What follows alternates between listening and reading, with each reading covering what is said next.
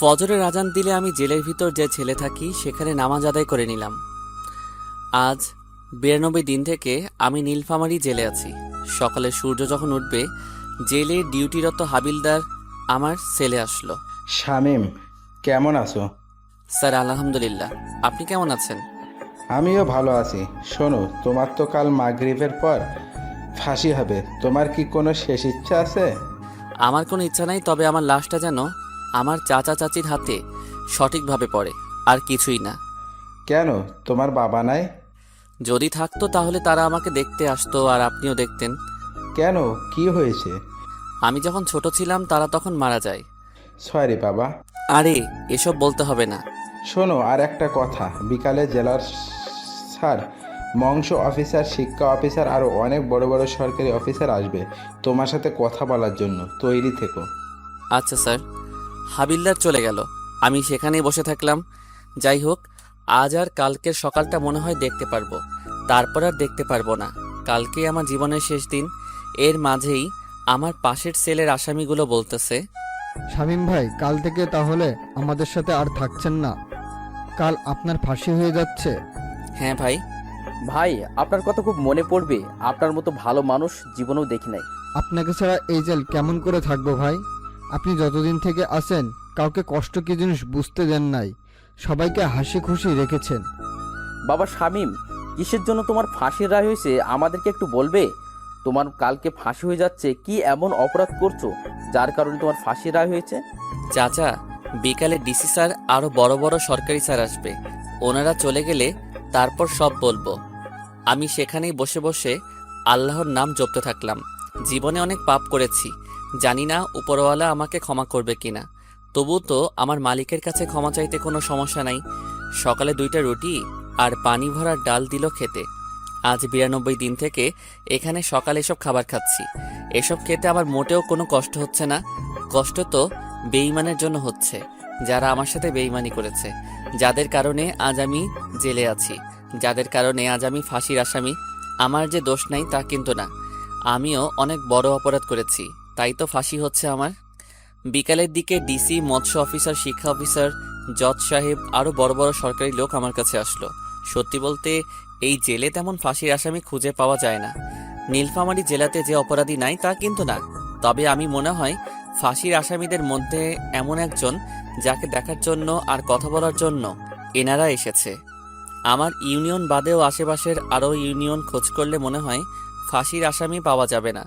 যখন নাকি আমাকে ফাঁসির রায় দেয়, তখন আমার চাচা চাচির বাড়িতে নাকি অনেক দূর দূরান্ত থেকে মানুষ দেখতে আসছিল, কারণ আশেপাশে তো কোনো ফাঁসির আসামি ছিল না। শামীম, তুমি তো আদালতের সব দোষ তোমার কাঁধে নিয়েছো, কিন্তু যতদিন থেকে তুমি জেলে আসো একদিনও তোমাকে দেখে অপরাধী মনে হয় নাই। আমরা আজ এখানে এতজন এসেছি কি কারণে জানো? তোমার ফাঁসির রায় হলো কেন তা জানতে।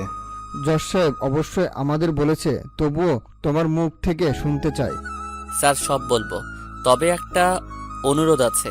কি বলো? এখানে যত আসামি আছে তারা সবাই জানতে চায় কেন আমার ফাঁসি রায় হলো এবং কেন আমি অপরাধ মাথা পেতে নিলাম। হাবিলদার, সব কয়েদে কি ডাকো। তারপর হাবিলদার সব কয়েদিকে জেলের মাঝমাঠে নিয়ে আসলো। আমার সামনে সব সরকারি লোক আর চারদিকে সব কয়েদি। তাহলে শুনুন সবাই। অতীত, আমি তখন খুব ছোট। আব্বা আর মা দুজন কাজ করে সংসার চালাতো। আব্বা অন্যের জমিতে কাজ করত, আর আমার মা, সেও অন্যের ক্ষেতের সব কাজ করত।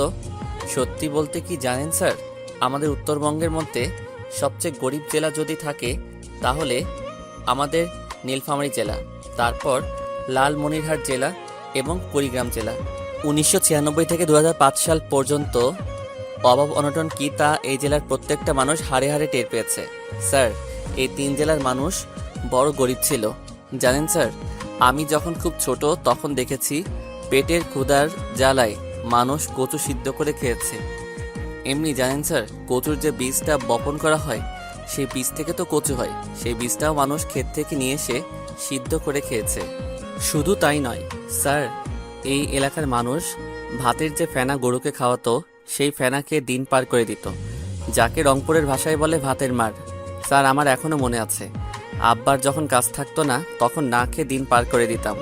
এমনও সময় ছিল আমার মা যার খেতে কাজ করত তারা যতটুকু খেতে দিত তার অর্ধেক আমাকে খাওয়াতো। জানেন স্যার, আমাদের এই 3 জেলার মানুষ বাংলাদেশের অন্য জেলাগুলোতে গিয়ে কৃষিকাজ বা রিক্সা চালায়। যারা অন্য জেলার মানুষ আছেন দেখবেন এই 3 জেলার মানুষ কৃষিকাজ বা রিক্সা চালানোর জন্য বাইরে যায়। আমাকে আমার মা যখন প্রাইমারি স্কুলে ভর্তি করে দিবে তখন একটা নিয়ম ছিল, ডান হাত দিয়ে মাথার উপর দিয়ে বা কান ধরতে পারলে তাকে স্কুলে ভর্তি করে নিবে। আমার সাথে আমার বাড়ির পাশের আরও 3 জন ছিল, ওরা 2 জন ভর্তি হতে পারলেও আমি পারি নাই। সেই সময়ে আমাকে আমার মা শিশু শ্রেণী ব্র্যাকে ভর্তি করে দেয় মাত্র 1 বছরের জন্য। যখন আমি ক্লাস 1-এ তখন আমার বাবা মা অভাবের তাড়নায় মারা যায়। তাদের চিকিৎসা করার মতো টাকাও ছিল না। আমার মা গ্রামীণ ব্যাংক থেকে ঋণ নেয়, সেই ঋণের টাকা পরিশোধ করার আগেই তারা মারা যায়। ব্যাংক কর্তৃপক্ষ আমাদের বাড়ি ভিটা নিয়ে নেয়। আমার বাবা মা মারা যাওয়ার পর আমাকে আমার বড় জ্যাঠা আর জেঠি, যাদেরকে আমি বড় আব্বা আর বড় আম্মা বলে ডাকি, তারা আমাকে তাদের কাছে নিয়ে যায়। আমি তাদের সাথে তাদের বাড়িতে গিয়ে থাকা শুরু করি। আমার বড় আব্বা রংপুর শহরে রিক্সা চালাতো, তার 1 ছেলে আর 2 মেয়ে ছিল। তবুও তাদের অভাবের সংসারে আমাকে নিয়ে নেয়। তারা আমার খাওয়া থাকা পড়াশোনা সব করায়। আমি যখন 3য় শ্রেণীতে পড়ি তখন একটা মেয়ে আমার সাথে বন্ধুত্ব করে, তার নাম সানজিদা। দুজনের বন্ধুত্ব থেকে কখন যে আমরা দুজন দুজনকে ভালোবেসে ফেলি তা দুজনের কেউ জানি না। সানজিদারা ছিল অনেক বড়লোক, এক কথায় গ্রামের বড়লোক যাকে বলে। আমাদের দুজনের সম্পর্কটা ছিল একেবারে পবিত্র আর দুজন দুজনের প্রতি বিশ্বাস আর শ্রদ্ধার। আমাকে বড় আব্বা খাওয়ার জন্য টাকা দিলে সেই টাকা দিয়ে আমি সানজিদার জন্য কোনো না কোনো কিছু নিয়ে যেতাম। আমরা তখন ক্লাস 5-এ পড়ি। তো সানজিদা আমাকে বলতেছে, এই শামিম, শোনো না, আজকে আর কোনো ক্লাস করতে যাব না। সামনে একটা মেলা বসেছে, সেখানে যাব। নাগরদোলা আছে, কত রঙের বেলুন, জিলাপি, আরো কত কি বের হইছে। তুই কি যেতে চাস? আমার খুব ইচ্ছা, কিন্তু আব্বু যেতে দিতে চাইনি বলেই তোকে বললাম। তাহলে চল যাওয়া যাক। আমি সানজিদাকে নিয়ে মেলায় চলে গেলাম। সত্যি তো অনেক কিছুই আছে এখানে, আর কত মানুষ এসেছে। নাগরদোলার দিকে সানজিদা তাকিয়ে আছে। কিরে, তুই নাগরদোলায় উঠতে চাস? হ্যাঁ, কিন্তু আমার কাছে তো কোনো টাকা নাই। আমার কাছে 5 দিনের জমানো 10 টাকা আছে। এখানে নাগরদোলায় উঠতে তো 2 টাকা লাগবে। যাও তাহলে, তুমিও ওঠো, আমি টাকা দিতেছি। সানজিদা গিয়ে নাগরদোলাতে উঠল আর আমি নাগরদোলার মালিককে টাকা দিলাম। এভাবে সে 2 বার নাগরদোলাতে উঠল। সেখানে সানজিদা আমাকে চুরির দোকানে নিয়ে গেল, তাকে 5 টাকার চুরি কিনে দিলাম। তারপর 1 টাকা দিয়ে তাকে একটা বেলুন কিনে দিলাম। ওই, আমার না খুব ক্ষুধা লেগেছে, আমি কোনো কিছু খাবো। আমার কাছে যে আর কোনো টাকা নাই। আমি এখান থেকে কোনো খাওয়া পর্যন্ত যেতে পারবো না। কি করি এখন, আমার কাছে তো কোনো টাকা নাই। তাই জিলাপির দোকানে গিয়ে দোকানের মালিককে বললাম তার কোনো কাজের লোক লাগবে কিনা। দোকানদার বলল লাগবে। তখন তাকে বলল আমাকে কিছু জিলাপি আর সিঙ্গারা দিতে, তাহলে তার সব কাজ করে দিব। তখন দোকানদার জিলাপি আর সিঙ্গারা আমাকে দিল। আমি সানজিদাকে সেই দোকানে বসিয়ে সেগুলো খেতে দিলাম আর আমি কাজে লেগে পড়লাম। সানজিদার খাওয়া শেষ হলে মালিককে বলে সানজিদাকে এগিয়ে দিলাম কিছু দূর। সেখান থেকে আবারও দোকানে চলে আসলাম। এসে আবারও কাজে লেগে গেলাম। যতক্ষণ মেলা ছিল ততক্ষণ পর্যন্ত কাজ করেছি। কাজ শেষ হলে আমাকে 10 টাকা আর কিছু বেঁচে যাওয়া জিলাপি দিল মালিকটা। প্রায় রাত হয়েছে, তখন বাড়িতে গেলাম। গিয়ে দেখি বড় আব্বা আর বড় আম্মা আমার জন্য অপেক্ষা করতেছে। আমাকে বাড়িতে যাওয়ায় তারা আমার কাছে এগিয়ে এলো। সব জায়গাতেই খোঁজ করলাম, তোকে পেলাম না। এলাকার ছেলেগুলোকেও জিজ্ঞাসা করলাম, কেউ কোনো কিছুই বলতে পারলো না। কোথায় ছিলি সারাদিন? ওই যে ওই পাড়ার বড় মাঠে মেলা বসেছে, সেখানে গিয়েছিলাম একটু। তোর হাতে এসব কি? বড় আম্মা জিলাপি। জিলাপি কেনার টাকা কোথায় পেলি তুই? তোর কাছে তো কোনো টাকাও নাই, তাহলে এসব কেমন করে পেলি? ওইখানে একটা জিলাপির দোকান ছিল, সেখানে নাকি কাজ করার কেউ ছিল না, তাই কাজ করে দিলাম। তার বিনিময়ে এই 10 টাকা আর এই জিলাপিগুলো দিছে। তোকে আমি কাজ করতে বলেছি নাকি? তোকে খাওয়াই না, টাকা দেই না, কাপড় দেই না? দেও তো। কিন্তু লোকটার কষ্ট সহ্য করতে না পেরে তো তার কাজ করে দিয়েছি। বাবা, আমার নিজের ছেলে মেয়ে তো পড়াশোনা করতেছে, তুই অন্তত পড়াশোনা কর। তোর বাপ মায়ের মতো কি মূর্খ থাকবি? তুইও সারা জীবন আমাদের মতো গরিব থাকবি? জীবনে বড় হতে হবে না? আর এমন করব না বড় আম্মা। যা, টিউবওয়েলে গিয়ে গোসল করে আয়, একসাথে খাবো সবাই। আমি গিয়ে গোসল করে এসে সবার সাথে খেতে বসলাম। খাওয়া শেষ করে একটু পড়তে বসলাম। পড়া শেষ করে ঘুমিয়ে গেলাম। পরের দিন স্কুলে গিয়ে দেখি সানজিদা স্কুলে আসে নাই।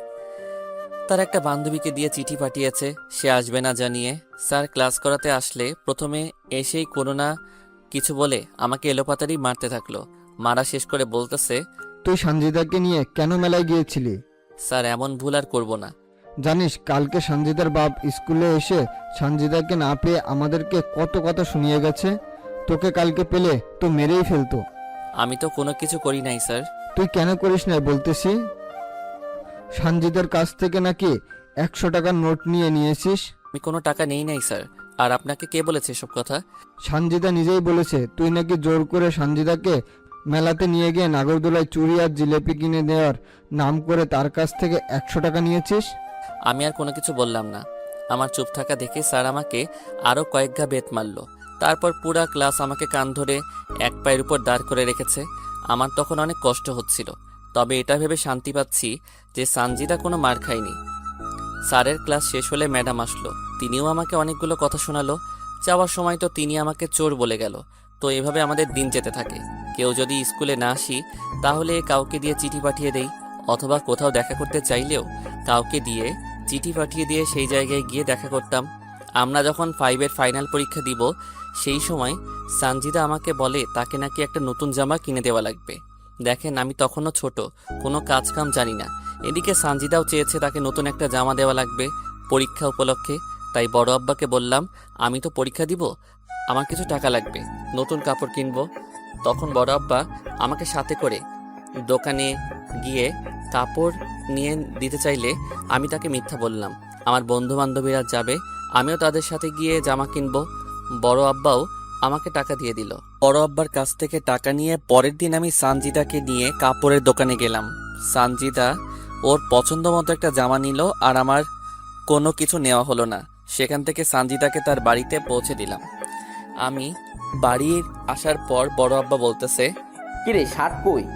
আমি না টাকা হারিয়ে ফেলেছি, মিথ্যা বলে কাঁদতে লাগলাম। তার জন্য কান্না করা লাগবে নাকি? দরকার হলে আমি তোকে আবার নিয়ে দিব শার্ট। আমার আর কোনো কিছু লাগবে না বড় আব্বা। এইসব পুরাতন কাপড় পরে পরীক্ষা দিবি?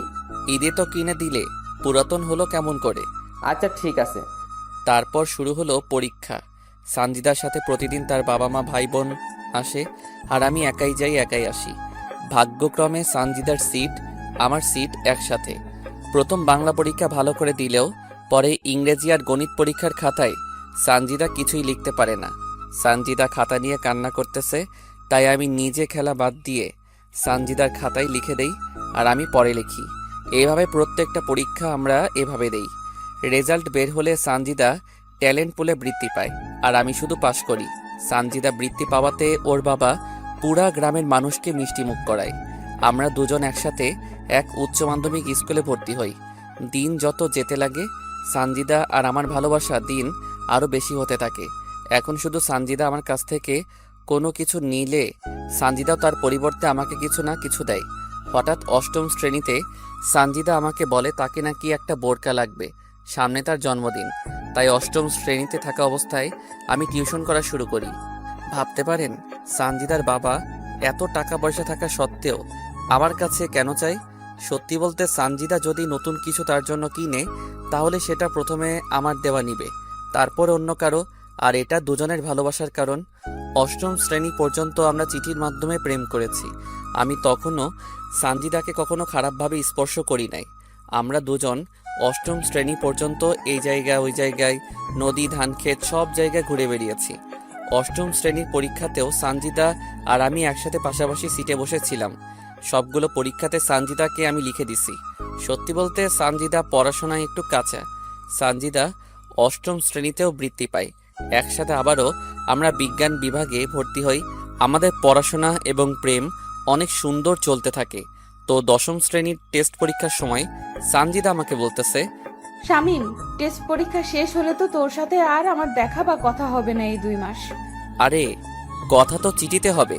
দেখ শামীম, ছোট মানুষের মতো কথা বলবি না। আর আমরা এখন আর ছোট নেই। আমি চাই দুজন ফোনে কথা বলবো, বুঝলি? কিন্তু আমার তো ফোন নাই। শোন, তুই আমাকে ফোন দিবি আর আমি তোকে নিয়ে দিব, বুঝলি? টাকাও তো নাই আমার কাছে, আর ফোন কিনতেও তো অনেক টাকা লাগে। আরে গাধা, আমাকে তুই বাটন ফোন কিনে দিবি, বুঝেছিস? যাদেরকে টিউশন করাস তাদের কাছ থেকে আগাম মাসের টাকা নিবি। আচ্ছা ঠিক আছে, চলো, বেল দিছে, ক্লাসে যেতে হবে, না হলে পরে গেলে খাতা দিবে না। দুজন পরীক্ষা দিলাম। আমি যাদের টিউশন করাই তাদেরকে বলে আগাম মাসের বেতন নিলাম। তারপর শেষ পরীক্ষার দিন আমি সানজিদার হাতে একটা ফোন তুলে দিলাম, আর সানজিদা আমাকে একটা ফোন দিল। তো ফাইনাল পরীক্ষার আগ অবধি আমরা দুজন শুধু ফোনে কথা বলেছি। এসএসসি ফাইনাল পরীক্ষার খাতাতেও আমি সানজিদাকে লিখে দিছি। রেজাল্ট বের হওয়ার আগ পর্যন্ত আমরা ফোনে নিয়মিত কথা চালিয়ে গেছি। পরীক্ষার আগে সানজিদা আমাকে একটা অনেক দামি ঘড়ি গিফট করে। রেজাল্ট বের হলে এবার সানজিদা A+ পায়, আমি কোনো রকম পাশ করি। শুধু ক্লাসে সবাই জানে সবচেয়ে ভালো ছাত্র আমি, কিন্তু আমি পরীক্ষার খাতায় কিছুই লিখতে পারি না। দুজনে বাড়ির পাশে যে কলেজ আছে সেখানে ভর্তি হলাম। এবার সানজিদা আমার সাথে ফোনে তেমন একটা কথা বলে না, সব সময় পড়া নিয়ে ব্যস্ত থাকে, কারণ তাকে মেডিকেলে চান্স পেতে হবে, তাই এমন পড়াশোনা। তবে আমাদের প্রেমে কেউ ঢোকেনি, আর আমাদের পরিবারও জানে না। ফোনেও মাঝে মাঝে কথা হয় আমাদের। কলেজের ফার্স্ট ইয়ারে থাকা অবস্থায় সানজিদার বড় আপুর বিয়ে হয়। সানজিদা সবাইকে দাওয়াত করলেও আমাকে দাওয়াত করে না। এতে অবশ্য আমি মোটেও মন খারাপ করিনি। বিয়ে হয়ে যাওয়ার পর সানজিদা আবারও কলেজে আসা শুরু করে দেয়। সব বন্ধু বান্ধবী বলা শুরু করে বিয়ে বাড়িতে নাকি সানজিদা তার বোনের দেবরের সাথে উড়াধুরা নৃত্য করেছে। এই, তোর সাথে কথা আছে। বল, কি বলবি? তুই আর আমি কি এখনো সেই ছোট আছি? না, কিন্তু কেন? এখন থেকে তুই আমাকে আর আমি তোকে তুমি করে বলবো। ঠিক আছে, তো সেদিনের পর থেকে দুজন দুজনকে তুমি বলি। সানজিদার সাথে আমার ভালোবাসার সম্পর্ক হওয়ার পর থেকে তার কাছ থেকে বাবা মায়ের ভালোবাসা পেয়েছি, তাই তো আমার আব্বার আর মায়ের কথা তেমন মনে পড়ে না। শামিম, আমাকে একটা স্মার্টফোন কিনে দাও না। কত টাকা দাম? এই তো 8,000 টাকা দাম। এত টাকা? এইরকম করে আসছো কেন, কি হলো? এত টাকা তো আমার কাছে নাই। কত আছে? 5,000 টাকা। শোনো, তোমাকে একটা কথা বলি, বিয়ের পর তো তুমি আর আমি তোমার বড় আব্বার বাড়িতে থাকবো না, তাই এখন থেকে টাকা জোগাড় করা শুরু করো। জমি কিনো, তারপর বাড়ি করো, আর নিজের পায়ে দাঁড়াও। সেটা না হয় বুঝলাম, কিন্তু করব কি আমি? শোনো, এখান থেকে টিউশনি করার পাশাপাশি অটো চালাবে, আর যা টাকা জোগাড় করবে আমাকে দিবে, আর আমি সেই টাকা জমিয়ে রাখবো। যখন বেশি টাকা হবে তখন তোমাকে একটা জমি কিনে দিব, তারপর যখন ঘর তোলার টাকা হবে তখন তোমাকে ঘর তুলেও দেব, তারপর আমার বাবার কাছে বিয়ের প্রস্তাব নিয়ে যাবে। এত বুদ্ধি কই পাও তুমি? কাল থেকে আর কলেজে আসা লাগবে না, বাড়িতে শুধু পড়বে আর অটো চালাবে, বুঝলে? তারপর সানজিদার কথা মতো তাই শুরু করে দিলাম, কারণ সানজিদা কখনো আমার খারাপ চায়নি। সানজিদা আমার বিপদে সবসময় পাশে ছিল। হ্যাঁ, তার একটা সমস্যা আছে, সেটা বুঝতে পেরেছেন। ভালোবাসে বলেই তো আমার কাছে কোনো না কোনো কিছু চাই। আমি টিউশনি করার পাশাপাশি অটো চালানো শুরু করে দিলাম। আমার টাকা দিয়ে সানজিদা একটা স্মার্টফোন নিল। একদিন সানজিদা ফোন করে বলল আমার অটো নাকি লাগবে, সকালে ওদের বাড়ি যেতে বলল। আমি পরের দিন সকালে ওদের বাড়ির সামনে গেলাম। কিছুক্ষণ পর সানজিদা বোরকা পরে ওর আপুসহ বের হলো। তারপর ওদেরকে নামিয়ে দিয়ে চলে আসলাম। এই এক সপ্তাহে সানজিদা আমাকে একবারও ফোন দেয় নাই। এমনি কি আমি ফোন মেসেজ দিলেও সে ধরেনি। এমনকি আমি ফোন মেসেজ দিলেও সে ধরেনি। হয়তোবা নতুন জায়গায় নতুন মানুষ, তাদের সামনে কথা বলতে লজ্জা পাই, তাই হবে হয়তোবা। এক সপ্তাহ পর সানজিদা আবারও কলেজে আসা শুরু করে, আর আমার সাথেও তেমন একটা কথা বলে না। আমাকে দেখলে কেমন যেন এড়িয়ে চলে, আর ঠিকমতো কথাও বলতে চায় না। সানজিদা, তোমার কি কোনো কারণে কোনো সমস্যা হয়েছে? হ্যাঁ। কি সমস্যা বলো? বাড়িতে তোমার আর আমার বিষয়টা সবাই জেনে গেছে, তাই তোমার সাথে ঠিকমতো কথা বলি না, এড়িয়ে চলি। তাহলে এখন উপায়? তুমি আর কলেজে এসো না, আমাদের ফোনে কথা হবে, আর যা করতে বলেছি সেগুলো করবে, বুঝলে? ঠিক আছে। তারপর থেকে আমি একেবারে কলেজ যাওয়া বন্ধ করলাম, শুধু পরীক্ষার সময় কলেজে যাই। এখন সানজিদাকে ফোন করলে তার ফোন ব্যস্ত বলে, আমাকে ঠিকমতো ফোন দেয় না, কথা বলে না। তার ফোনে কল দিলে সবসময় ব্যস্ত বলে, আমি মেসেজ করলে উত্তর দেয় না। তো একদিন দুপুরে আমি অটো নিয়ে কলেজে গেলাম, গিয়ে দেখি সানজিদা ফোনে হেসে হেসে কার সাথে যেন কথা বলতেছে। আমাকে দেখেই ফোনটা কেটে দিল। কি ব্যাপার, আমার ফোন ধরো না, মেসেজ করলে উত্তর দাও না? আসলে বাড়িতে আমাকে ফোন চালাতে দেয় না। কই, আমি ফোন দিলে তো ব্যস্ত বলে। তোমার নাম্বার তো আমি ব্লক লিস্টে রেখে দিয়েছি, যাতে কেউ জানতে না পারে। আর তুমি এখন এখান থেকে যাও, রাতে তোমাকে ফোন দিব, কেউ আমাদের একসাথে দেখলে সমস্যা হবে। আমি সঞ্জিতাকে বিশ্বাস করি, আর সে কখনো আমাকে মিথ্যা কথা বলবে না। তারপর থেকে আবারও নিয়মিত আমাদের কথা হতে থাকলো, তবে বেশি না, 10 থেকে 15 মিনিট। সত্যি বলতে 2 দিন থেকে খুব ডিপ্রেশনে আছি। যদি বেঁচে থাকি আর মন মানসিকতা ভালো থাকে তাহলে ইনশাল্লাহ কালকেও পর্ব দিব। তারপর আমাদের এইচএসসি ফাইনাল পরীক্ষা হতে থাকলো। এবার সেই আগের ঘটনা ঘটলো। আমি লিখে দিলাম সানজিদাকে।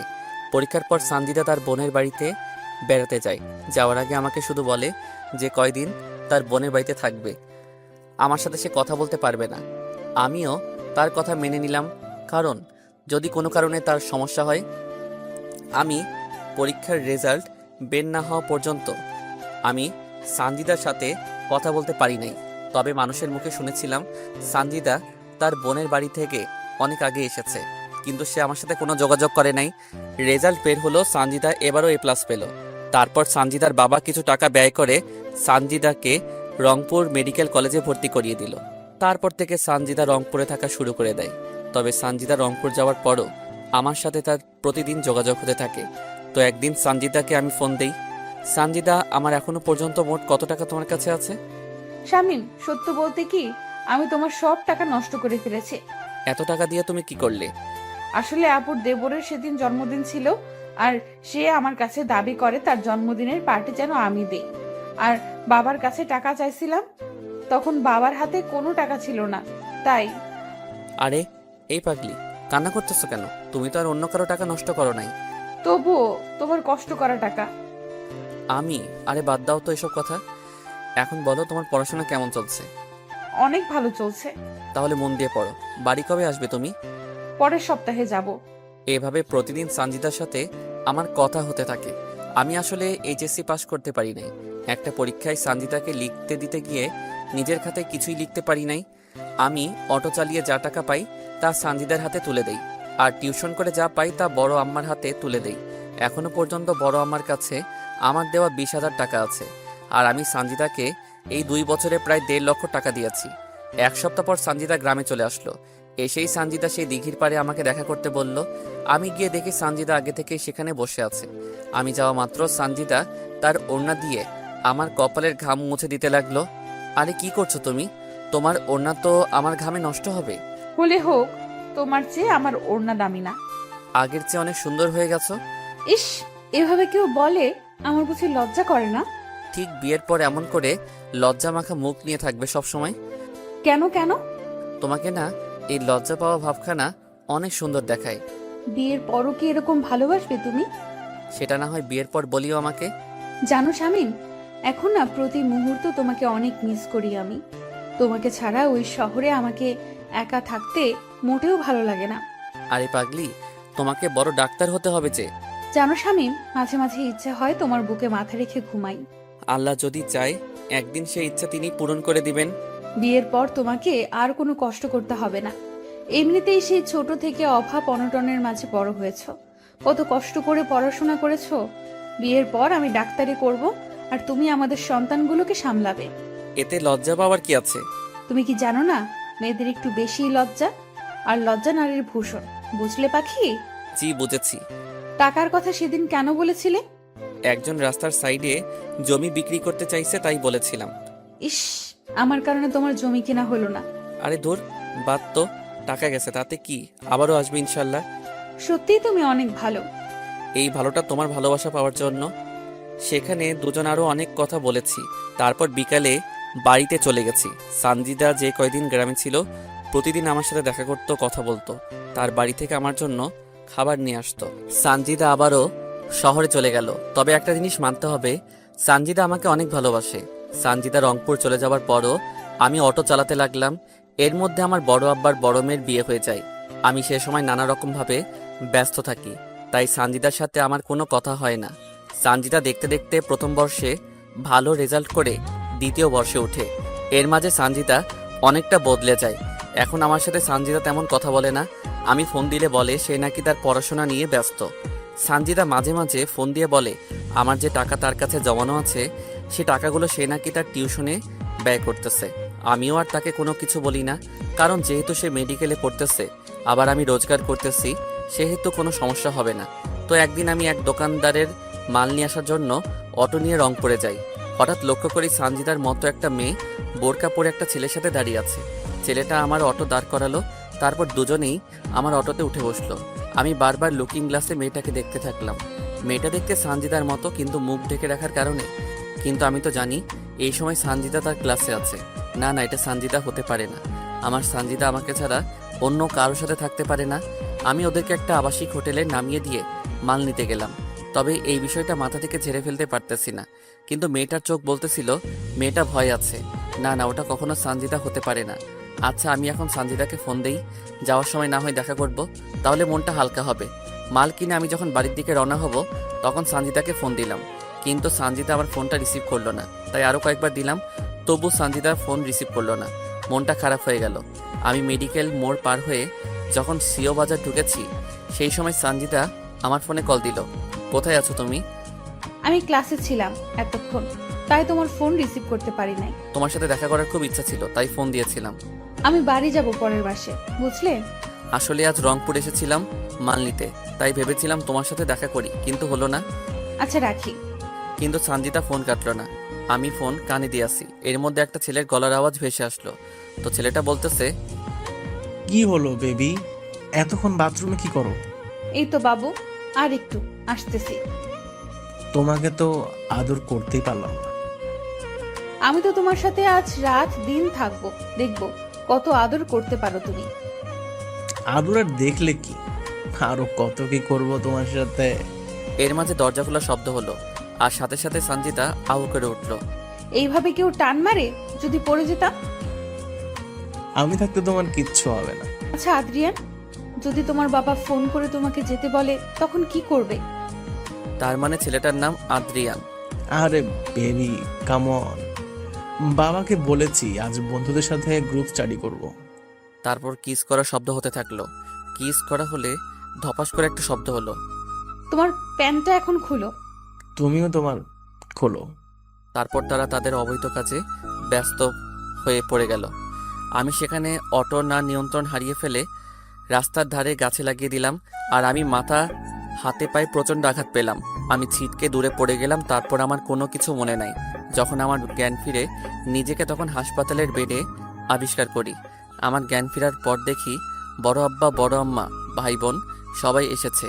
তারপর ডাক্তার এসে আমার পালস চেক করলো। তারপর ডাক্তার বলল আরও 2 দিন পর আমাকে নিয়ে যেতে পারবে। বাবা, তোর কি করে এমন ঘটনা ঘটলো? সাথে সাথে আমার সানজিদার কথা মনে পড়ে গেল। আমার চোখ নিয়ে তখন পানি ঝরতে থাকলো। কিরে বাবা, বল কেমন করে হলো? না মানে হঠাৎ করে মাথাটা ঘুরতেছিল, তাই আর কি। দিন রাতে এত পরিশ্রম কার জন্য করিস? আমরা কি একজনও তোকে বলেছি তুই রোজগার কর? তবুও ভবিষ্যতের জন্য তো কিছু করতে হবে নাকি? ভবিষ্যতে দেখা যাবে। তুই কেন এত কাজ নিয়ে পড়ে থাকিস? তুই এত টাকা কার জন্য কামাই করিস? সারাদিন অটো চালাস, রাতে মানুষের বাচ্চাকে পড়াস, অনেক রাত পর্যন্ত জেগে থাকিস। কেন এত কষ্ট করিস তুই? থাক, ও এখন অসুস্থ, ওকে এখন এসব বলার দরকার নেই। আগে সুস্থ হোক, তারপর সব আলোচনা করা যাবে। তারপর তারা চলে গেল। আমি সেখানে আরও 2 দিন ছিলাম। এই 2 দিনে একবারও আমার কোনো খবর নেয়নি সানজিদা। আমি তো তাকে নিজের চেয়ে বেশি ভালোবাসতাম, নিজের থেকে তাকে বেশি বিশ্বাস করতাম। সানজিদা যা বলেছে আমি তো তাই করেছি। তার জন্য তো আজ আমি এমন কষ্ট করতেছি। তাকে নিয়ে তো ঘর বাঁধার স্বপ্ন দেখেছিলাম। কেন এমন করলে তুমি আমার সাথে সানজিদা? আমি বাড়িতে যেহেতু বিছানায় শোয়া অবস্থায় আছি, তাই মোবাইলটা নিলাম। মোবাইল নিয়ে সানজিদা আর আমার ফোনের কথাগুলো শুনতে থাকলাম। শুনতে শুনতে সেদিনের রেকর্ডিংটা চালু হলো। প্রথমে শুনতে না চাইলেও পরে আবারও শুনলাম। শেষের দিকে যখন শুনবো তখন এমন কিছু শুনলাম যা শুনে আমার মরে যাবার ইচ্ছা হচ্ছিল। বেবি, কালকে আমার 20,000 টাকা লাগবে। বাবু, সেদিনই না তোমাকে 10,000 টাকা দিলাম। আহ বেবি, বোঝো না কেন? কত বন্ধু আমার, তাদেরকে তোমায় নিয়ে কতগুলো ট্রিট দিতে হয়। তোমাকে কতটা ভালোবাসি তার প্রমাণ তো ওদেরকে দিতে হবে, তাই না? আমার কাছে ওই যে বলেছিলাম আমাদের বাসার যে ড্রাইভার শামীম আছে, তার টাকা জমা আছে। আরে সমস্যা নাই, সেই টাকাগুলোই দিও আমাকে, পরে তাকে দিয়ে দিও। তুমি আর আমি তো আছি। এই হোটেল ভাড়াটাও তো আমি দিলাম। আমার কাছে টাকা নাই দেখে খোটা দাও তুমি? এসব কি বলো তুমি? খোটা কেন দিব তোমাকে? তা নয় তো কি? খোটা দিলে নিশ্চয়ই এই নিয়ে 17 বার তোমার সাথে হোটেলের রুম ডেট করতে আসতাম না। তুমি তো আমাকে অনেক ভালোবাসো, তাই তো আমি যা বলি তাতেই রাজি হয়ে যাও। তুমি কি আমাকে ভালোবাসো না? শুধু তোমাকে না, তোমার শরীর, দেহ আর তোমার এটা ওটা এইটা এগুলো সবকে ভালোবাসি বেবি। তাই তো তোমাকে সবসময় আদর করতে ইচ্ছা করে। জানি বাবু, তাই তো সব সময় দুষ্টুমি করতে চাও তুমি। তুমি কিন্তু দিন দিন খুব দুষ্টু হয়ে গেছো। আমার যেখানে সেখানে দাঁত বসিয়ে দাও। আমি আর শুনতে পারলাম না এমন সব নোংরা কথা তারা বলতেছিল। তার মানে আমি অ্যাক্সিডেন্ট করার পরও ফোন কাটে নাই সানজিদা। সানজিদা এতটা খারাপ হলো কেমন করে? সানজিদা তো এমন ছিল না। ভালোবাসলে যে এত কষ্ট পেতে হয় তা তো জানতাম না। কেন আমার সাথে বেইমানি করলো সানজিদা? আমার তো কোনো স্বার্থ ছিল না। তাকে আপন করে পাওয়ার জন্য কত কি নাই করতেছি। সে তো আমার সুখ দুঃখের সাথী ছিল। তার ভালোবাসা পেত, আমার আব্বা মায়ের ভালোবাসার কথা ভুলে গেছিলাম। তাকে আপন করে পেতে তো আমি তার জন্য অনেক কিছু করেছি, অনেক কিছু সহ্য করেছি। সে কেন এসব কাজে লিপ্ত হলো? সে কেন আমার সাথে এরকম করলো?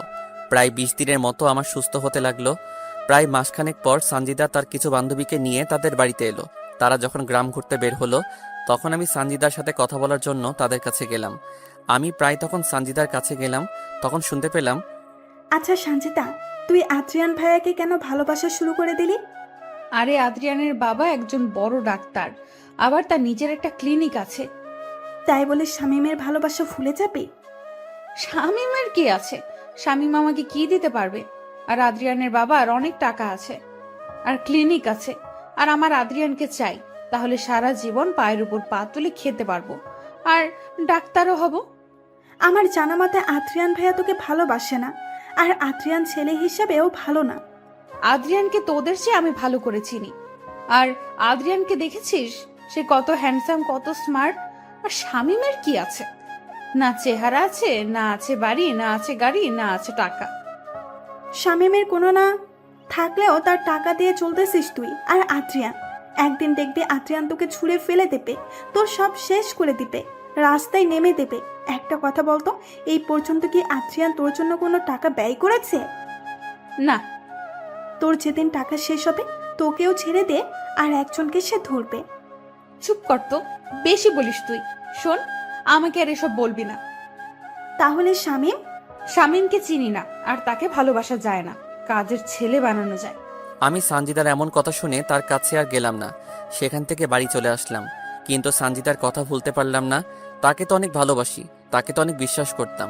আমাকে যদি ভালো নাই বা বাসতে, তাহলে তো আমাকে আগে বলতে পারতো, সানজিদা আজ টাকা গাড়ি বাড়ি নাই দেখে আমাকে নিয়ে তুমি খেললে।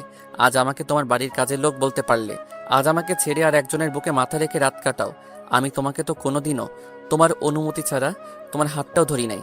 আর তুমি কিনা আজ অন্যের কাছে নিজেকে বিলিয়ে দিলে। আজ আমার সমস্ত কষ্টের টাকা তুমি আনন্দ ফুর্তি করে শেষ করে দিলে। একবারও কি আমার কথা মনে পড়ে নাই? একবারও কি আমার কষ্টটা তোমার চোখে ভেসে উঠলো না? কি করে পারলে আমার জীবন নিয়ে খেলা করতে? কি করে পারলে আমার পবিত্র ভালোবাসা এভাবে শেষ করে দিতে? আমি আবারও অটো চালানো শুরু করে দিলাম। এখন আর আমি সানজিদাকে ফোন করি না, তার কাছে টাকা জমা রাখি না। আমার পরিশ্রমের টাকা আমার বড় আম্মার হাতে দেই, তিনি এখন আমার টাকা জমিয়ে রাখতেছে। সানজিদাকে ভুলে থাকার জন্য সব সময় ব্যস্ত থাকি, কিন্তু তাকে ভুলতে পারি না। কেন জানি মনটা বারবার তাকে দেখতে চাই, ভালোবাসা পেতে চাই। আমার যে তাকে ছাড়া চলতেছে না, আমার যে সানজিদাকে লাগবেই। শত চেষ্টার পরও সানজিদাকে ভুলতে পারলাম না। প্রতিনিয়ত সানজিদার কথা মনে পড়ে। সত্যি বলতে সেই স্কুল জীবন থেকে কলেজ জীবন পর্যন্ত তার সাথে ছিলাম, তার কাছ থেকে ভালোবাসা শিখেছি। এই সানজিদার সাথে সব জায়গাতে ঘুরে বেরিয়েছি। সানজিদা যখন তার ওড়না দিয়ে আমার শরীরের ঘাম মুছে দিত, তখন পৃথিবীর সৃষ্ট সুখী মনে হয়েছিল নিজেকে। যখন নিজ হাতে খাইয়ে দিত, মনে হতো যেন আমাকে অমৃত খাইয়ে দিতেছে। আমার বিপদে সবসময় তো পাশে ছিল, আমার কষ্ট তো সহ্য করতে পারতো না। না, আমার সানজিদা আমার সাথে কোনো অন্যায় করতে পারে না। আর যদি সে সত্যি সত্যি অন্যায় কাজ করেও থাকে, তবুও সব ভুলে গিয়ে তার সাথে নতুন করে সব শুরু করব। আমাকে এই দুনিয়াতে তো সানজিদা অনেক ভালোবাসে। আমার মন বলতেছে সানজিদা ঠিক আমার কাছে ফিরে আসবে। মানুষ তো জীবনে অনেক অন্যায় করে, অনেক ভুল করে, না হয় সানজিদাও করেছে। এইভাবে অনেক দিন চলে যায়, যা গণনার বাইরে। তবুও সানজিদা বাড়িতে আর আসে না। আর আমি সানজিদাকে ফোন দিলেও সানজিদা ফোন ধরে না। আমি তবুও আশা ছেড়ে দেই না, আমার শুধু তাকে লাগবে। সানজিদার সাথে আমার আর কোনো দেখা কথা বলা হয় না প্রায় 6 মাস। আমি তার আশাতে প্রতিনিয়ত থাকি।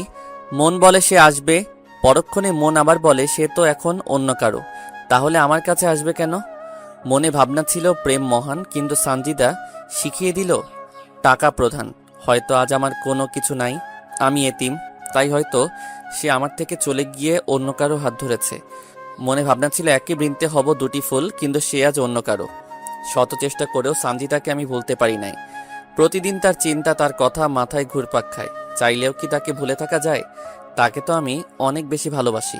হয়তো সে অন্য কারো বুকে তার ভালোবাসা খুঁজে। তো প্রায় 8 মাস যাওয়ার পর হঠাৎ একদিন সানজিদা আমাকে ফোন দিল। আমি তো ফোনে সানজিদার নাম দেখে অবাক। আমি ভাবতে পারিনি সানজিদা আমাকে ফোন দিবে। আমি তড়িঘড়ি করে ফোন রিসিভ করলাম। ফোন রিসিভ করা মাত্র সানজিদা কান্না করতেছে। কেমন আছো তুমি? এইভাবে কান্না করতেছো কেন? আমার সব শেষ হয়ে গেছে শামীম। আজ আমি বড্ড একা হয়ে গেছি। আজ নিজেকে খুব একা লাগছে। আজ আমার পাশে কেউ নাই। কি হয়েছে বলবে তো আমাকে, নাকি না বললে বুঝবো কি করে? তোমার কি টাকা লাগবে? আমার কোনো টাকা পয়সা লাগবে না, আমার শুধু তোমাকে লাগবে। আমি তোমার বুকে মাথা রাখতে চাই। আরে এভাবে কান্না করতেছো কেন? কি হয়েছে আমাকে তো বলবে নাকি? তুমি আজ বিকেলে ভিন্ন জগতে আমার সাথে দেখা করো। তোমার সাথে আমার আজ অনেক না বলা কথা আছে, সেগুলো তোমাকে আমি বলবো। ঠিক আছে, আমি সময় মতো চলে যাব। আমি কিছুই বুঝলাম না সানজিদার কথার মানে সে আমাকে কি বলতে চাচ্ছে। তবুও এতদিন পর যেহেতু ফোন করেছে, আবার দেখা করতে বলতেছে, আমাকে তো অবশ্যই যেতে হবে তার কাছে। হোক না সে আমাকে ভালো না বাসে, কিন্তু আমি তো তাকে ভালোবাসি। আমি সানজিদার কথা মতো ভিন্ন জগতে চলে গেলাম। আমি গিয়ে সেখানে নালার এক সাইডে বসে থাকলাম। আমি ভিন্ন জগতে যাওয়ার প্রায় ঘন্টাখানেক বাদে সানজিদা চলে আসলো। সাথে আরো 2টা মেয়ে আছে। ওরা এসে আমার পাশে বসলো। আমি সানজিদার দিকে তাকিয়ে দেখলাম মুখটা শুকিয়ে গেছে আর চোখগুলো তলিয়ে গেছে। মুখের উজ্জ্বল ভাব আর আগের মতো নাই, কেমন যেন কালো কালো হয়ে গেছে। তা তোমার চেহারার এই অবস্থা কেন? আমি ঠিক আছি, কিন্তু তুমি এমন হয়ে গেছো কেন? আমি কেমন করে ভালো থাকি বলো? তুমি আজ অন্য কারো। সানজিদা এবার আমার দিকে চোখ বড় বড় করে তাকালো। হয় ভাবতে পারতেছে না আমি কেমন করে জানলাম। ওভাবে তাকিয়ে লাভ নাই, আমি সব জানি। মানে কেমন করে? মনে আছে তুমি আর তোমার বয়ফ্রেন্ড আমার অটো করে আবাসিক হোটেলে গিয়েছিলে? তারপর বাড়ি ফেরার পথে তুমি আমাকে ফোন দাও এবং ফোন না কেটে তোমার বয়ফ্রেন্ডের সাথে কি কি করো, কি কি বলো সব শুনি। তুমি সব শুনেছো? জানো সেই সময় আমি অ্যাক্সিডেন্ট করে হাসপাতালে ভর্তি হই। কি, তুমি হাসপাতালে ভর্তি ছিলে? জানো তো সেখানেও তোমার কথা বারবার মনে হয়েছিল। তোমাকে না ভুলতে পারি নাই আমি, তাই তো তোমার কথা সবসময় মনে হতো। জানো যেদিন তোমার বান্ধবীকে বলেছিলে তুমি আমাকে ভালোবাসো না, তুমি ভালোবাসো ওই টাকাওয়ালা ডাক্তারের ছেলেকে, সেদিন না পৃথিবীতে নিজেকে বড্ড একা একা লাগছিল। যেদিন শুনেছি ওই ছেলের সাথে তুমি 20 বার হোটেলে রুম ডেট করতে গিয়েছিলে, সেদিন না আমার দেহের আত্মাটার মরণ হয়ে গেছে। আমি ভুল করেছি, আমাকে ক্ষমা করে দাও। আমি আর জীবনেও তোমাকে ছাড়া অন্য কাউকে ভালোবাসবো না। তুমি যা বলবে তাই শুনবো। আমার কথা বা কবে শুনেছো তুমি? আমি না তোমার দেহটাকে ভালোবাসি নাই, তোমার বুকের ভেতর যে সুন্দর মনটা ছিল সেটাকে ভালোবেসেছিলাম। তুমি কেমন করে আমাকে ঠকিয়ে অন্য কারো বিছানায় সঙ্গী হও? একবারও কি এই এতিম অসহায় ছেলেটার কথা মনে পড়ে নাই? তোমার ভালোবাসা পেয়ে তো আমার নিজের মরা বাবা মাকে ভুলে গিয়েছিলাম। তোমার সাথে ঘর বাঁধবো বলে তো নিজের পড়াশোনার ক্যারিয়ার নষ্ট করে তোমার কথা মতো পরিশ্রম করা শুরু করে দিলাম। হাজারো স্বপ্ন দেখিয়েছো, কিন্তু সবকিছু নিমিষে শেষ করে দিয়েছো তুমি। আবারও নতুন করে আমরা স্বপ্ন দেখব, আবারও নতুন করে বাঁচতে শিখবো আমরা। যেখানে আমার ভালোবাসার আত্মাটা মরে গেছে সেখানে আবার নতুন করে স্বপ্ন দেখবো, তা কি করে হয়? আমি তো সব দোষ করেছি, আমি তো সব ভুল করেছি। তুমি তো কোনো দোষ করো নাই, তুমি তো কোনো ভুল করো নাই, তাহলে কেন তোমার আত্মা মরে যাবে? যেখানে আপনজন অন্য কাউকে পেয়ে আমাকে ভুলে যায়, অন্য কারো ভালোবাসা পেয়ে আর একজন ঠকায়, সেখানে কেমন করে বেঁচে থাকি? একটাবারও কি খবর নিয়েছো বেঁচে আছি নাকি মরে গেছি? একবারও কি জানতে চাইছো আমার মন কি চাই কি বলে, তোমার কোন ইচ্ছাটা পূরণ করি নাই। তোমার জন্য তো নিজেকে শেষ করে দিয়েছি। সব জানি, আমি নিজের স্বার্থের জন্য তোমাকে ব্যবহার করেছি। হ্যাঁ, তোমাকে ধোঁকা দিয়েছি। হ্যাঁ, তোমার কোনো খবর নেই নাই। হ্যাঁ, তোমাকে অবহেলা করেছি। প্লিজ আমাকে ফিরিয়ে দিও না। এবার না সত্যি সত্যি আমি মরে যাব। তোমাকে খুব চাই, তাই বলে তোমাকে আমার জীবনে দ্বিতীয় কোনো সুযোগ দিতে চাই না। তুমি তোমার বয়ফ্রেন্ডের কাছে চলে যাও। তখন সঞ্জিতার বান্ধবী আমাকে বলতেছে, ভাইয়া, যে ছেলেটার জন্য সানজিদা আপনাকে ছেড়ে গিয়েছিল, আর সেই ছেলেটা সানজিদাকে ভুলে গিয়ে নতুন কারোর সাথে সম্পর্ক শুরু করেছে।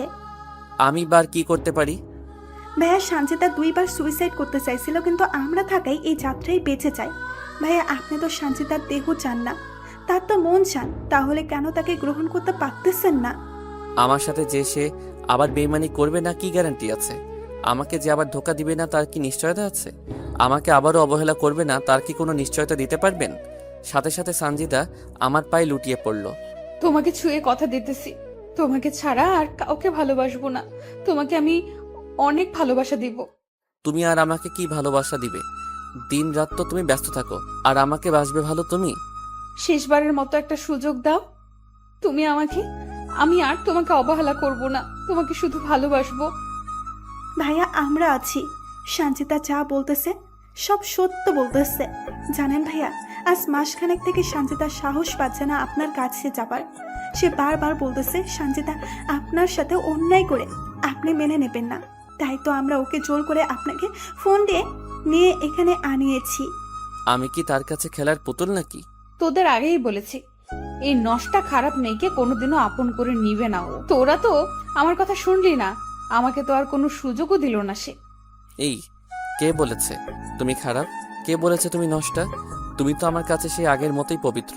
তোমাকে কোথাও যেতে হবে না, শুধু আমাকে একটু ভালোবাসা দিলে হবে। সাথে সাথে সঞ্জিতা কার বান্ধবীর সামনে আমাকে এই প্রথমবার জড়িয়ে ধরল। আমাকে জড়িয়ে ধরে কান্না করতে থাকলো সঞ্জিতা। এই পাগলি, আর কান্না করতে হবে না, আমি তো আছি। আমি তোমাকে ভালোবাসা দিয়ে তোমার সব অতীত মুছে দিব। তোমাকে আর কাঁদতে হবে না, আমি তোমার পাশে আছি। আমি জানি তো তুমি আমাকে অনেক ভালোবাসো। তারপর সেখানে একটু ঘুরে তারা চলে গেল রংপুরে। সঞ্জিদা এখন নিয়মিত আমার সাথে যোগাযোগ করে, নিয়মিত তার সাথে আমার কথা হয়। সঞ্জিদা একদিন তার বাড়িতে এসে আমাকে নিয়ে একটু ঘুরতে বের হলো।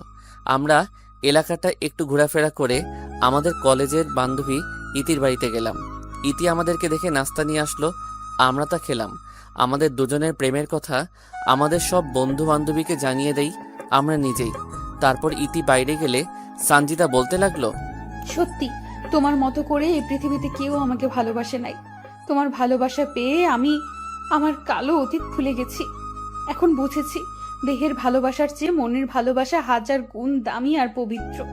তোমার ভালোবাসা পাওয়ার পর তো আমি নতুন করে বাঁচতে শিখেছি। আমি চাই তুমি খুব দ্রুত আগে বাড়িটা করো, তারপর তোমার ঘরে আমাকে তোলো।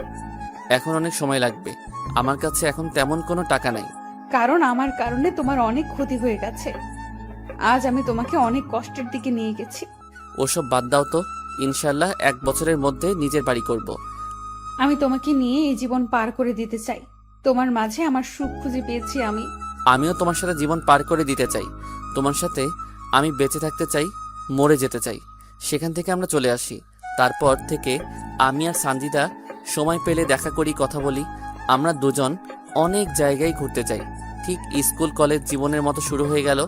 আমরা একে অপরের প্রতি অনেকটা নির্ভর হয়ে পড়ি। দেখতে দেখতে সঞ্জিদার পড়াশোনা প্রায় শেষের পথে আসে। আমিও জমি কিনে বাড়ি করে ফেলি। আমি আবারও আগের মতো বেশি বেশি রোজগার করতে থাকি। অনেক বড় ঘরের মেয়ে সঞ্জিদা, তাকে তো একটু হলেও ভালো রাখতে হবে। সে তো এখন বড় ডাক্তার হচ্ছে, তাকে ভালোভাবে দেখাশোনা করা লাগবে। তো একদিন রাতে সঞ্জিদা আমাকে ফোন দিল। আজ এত রাতে ফোন দিলে যে, কোনো কি সমস্যা তোমার? আমার না কিছু টাকা লাগবে, অনেক প্রয়োজন। কত টাকা লাগবে তোমার? এই তো 30,000 টাকা লাগবে আমার। কালকে তোমাকে দিয়ে দিব। তুমি সত্যি অনেক ভালো, তুমি সত্যি আমাকে অনেক বেশি ভালোবাসো। তোমার জন্য যদি জীবন দিতে পারি, এটা কোনো ব্যাপার হলো? আচ্ছা তাহলে ঘুমাও, কালকে তোমার সাথে কথা হবে। সঞ্জিদা ফোন কেটে দিল। আমিও ঘুমিয়ে গেলাম। পরের দিন বড় আম্মার কাছ থেকে টাকা নিয়ে চলে গেলাম সঞ্জিদার কাছে। আমি ওর হোস্টেলের সামনে অটো দাঁড় করিয়ে সানজিদাকে ফোন দিলাম। সানজিদার সাথে সাথে হোস্টেলের বাইরে চলে এলো। আমি সানজিদার হাতে টাকা দিয়ে দিলাম। তুমি আজ এই টাকা দিয়ে আমার যা উপকার করলে আমি তা তোমাকে বলে বোঝাতে পারবো না। তোমার সামান্য কাজে আসতে পেরেছে এটাই অনেক। তোমাকে সাহায্য করব না তো কাকে সাহায্য করব? তুমি ছাড়া আমার জীবনে বা আর কে আছে? তোমার মতো একজনকে পেয়ে আমি সত্যিই অনেক খুশি। তোমার মতো করে কেউ ভালোবাসতে পারবে না। তোমাকেও পেয়ে আজ অনেক খুশি আমি। সেদিন সানজিদাকে টাকা দিয়ে বাড়ি চলে আসলাম আমি। আমার সাথে সানজিদার ভালোবাসা গভীর থেকে গভীরে যেতে থাকলো। আমি এখন অনেকটা সানজিদা নির্ভর হয়ে গেছি। আমার এখন দিনরাত সানজিদা ছাড়া চলে না। সানজিদাকে টাকা দেওয়ার পর 2 দিন সানজিদার সাথে আমার কথা হয়। এই 2 দিনে বুঝেছি সানজিদা এখন আমাকে সত্যি অনেক ভালোবাসে। 3 দিনের দিন রাত 10টার সময় সানজিদা আমাকে ফোন দিল। কি করো তুমি? কি আর করব, আমার একটা পাগল আছে, তার কথা ভাবতেছি। শুনি, সে পাগলটাকে? ফোনের ওপারে যে আমার সাথে কথা বলতেছে সেই পাগলটা। পাগল তো তোমারই আমি, তাই না? নতুন করে কি বলা লাগে? আচ্ছা, রাতে খেয়েছো তুমি? মাত্র খেয়ে আমার পাগলটাকে ফোন দিলাম। আচ্ছা, তুমি খেয়েছো? একটু পরে খাবো। কেন কেন? এই আসলাম সবে, গোসল করে খাওয়া করব। এখন এত কষ্ট করতেছো কেন তুমি? তোমার এখন নিজের বাড়ি আছে, আর কি চিন্তা করা লাগে? এত কাজ করলে কি হবে বলো? বারে, তোমার আমার ভবিষ্যতের জন্য কিছু জমাতে হবে না? আর তাছাড়া তোমার তো এমনিতেই মাঝে মাঝে টাকা লাগে, তখন কি করে দিব? আর বেশি দিন তোমাকে জ্বালাবো না, আর তোমাকে কষ্ট দিব না। আর মাত্র কয়েকটা মাস চলে গেলে আমি পুরো দমে একজন ডাক্তার হব। তখন আর তোমার কাছ থেকে টাকা নিব না, তোমাকে কোনো কাজও করতে দিব না। কাজ না করলে কি করব আমি? তুমি শুধু আমাকে ভালোবাসবে আর আমার সাথে থাকবে, বুঝলে? আমি একাই কি ভালোবেসে যাব? তুমি আমাকে ভালোবাসবে না? তোমার কি এই বিষয়ে কোনো সন্দেহ আছে?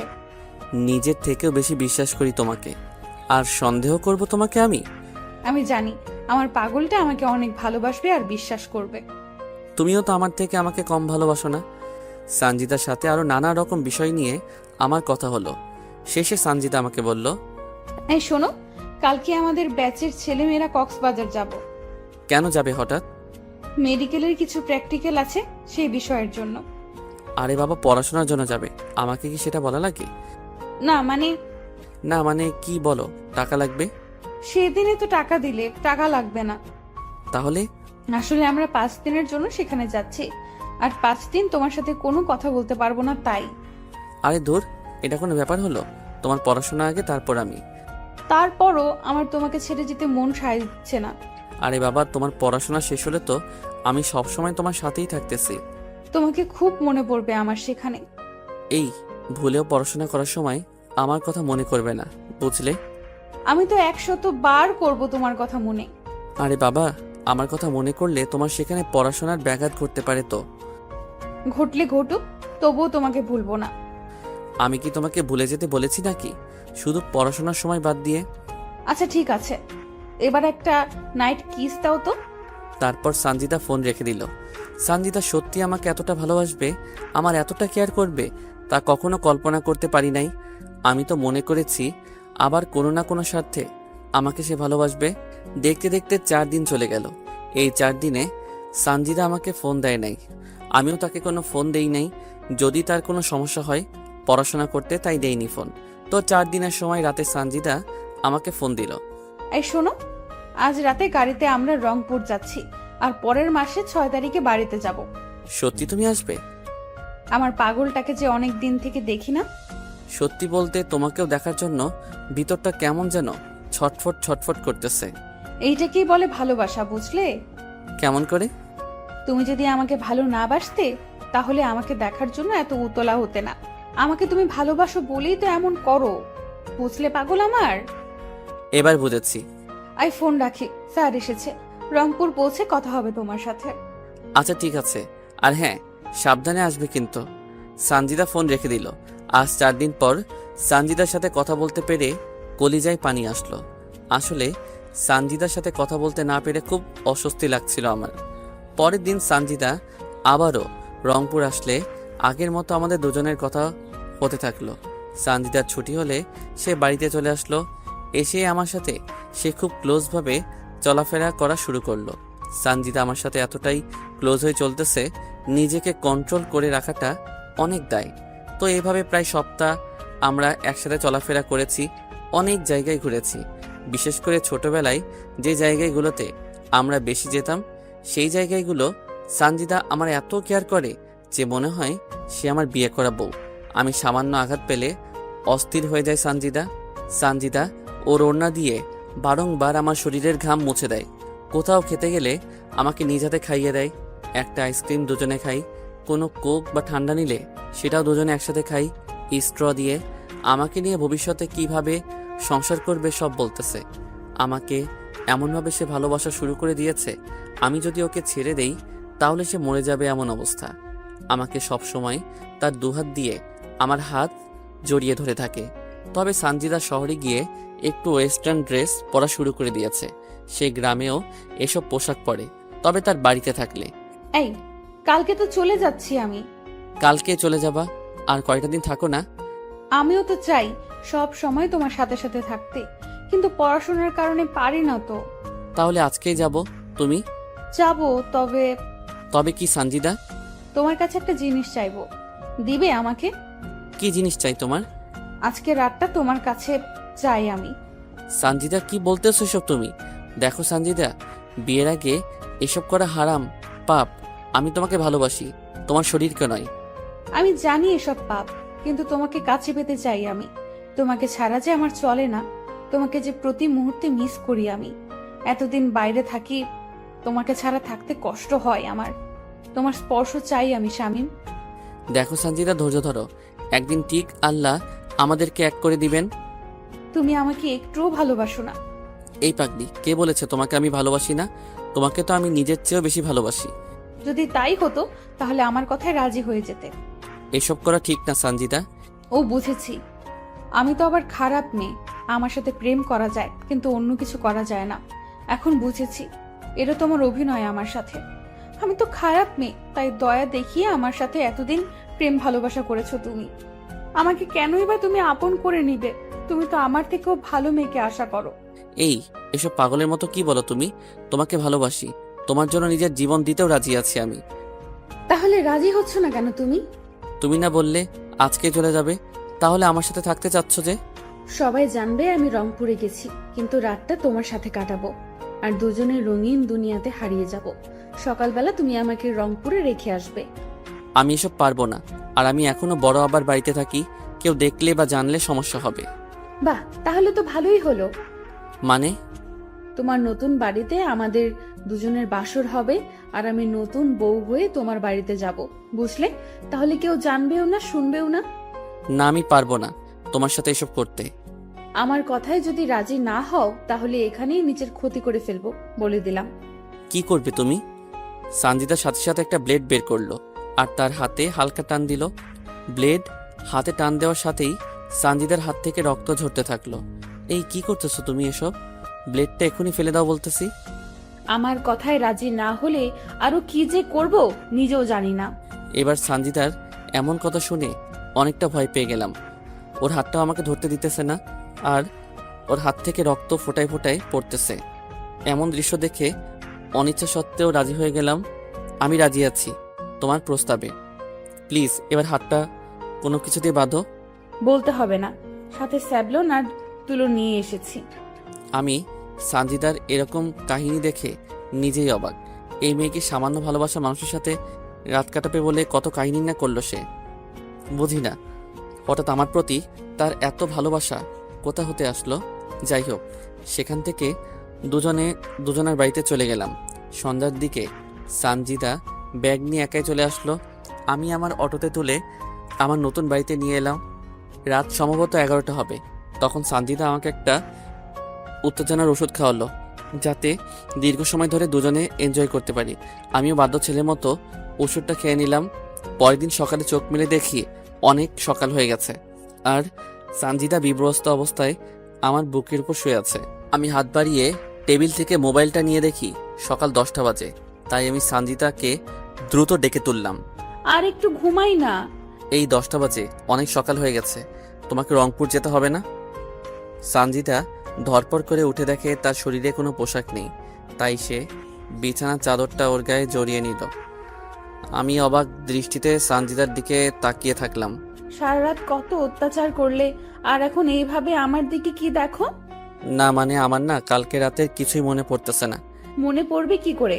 যা যা করেছো না আমার সাথে, উফ বাবা, আর একটু হলে মরে যেতাম।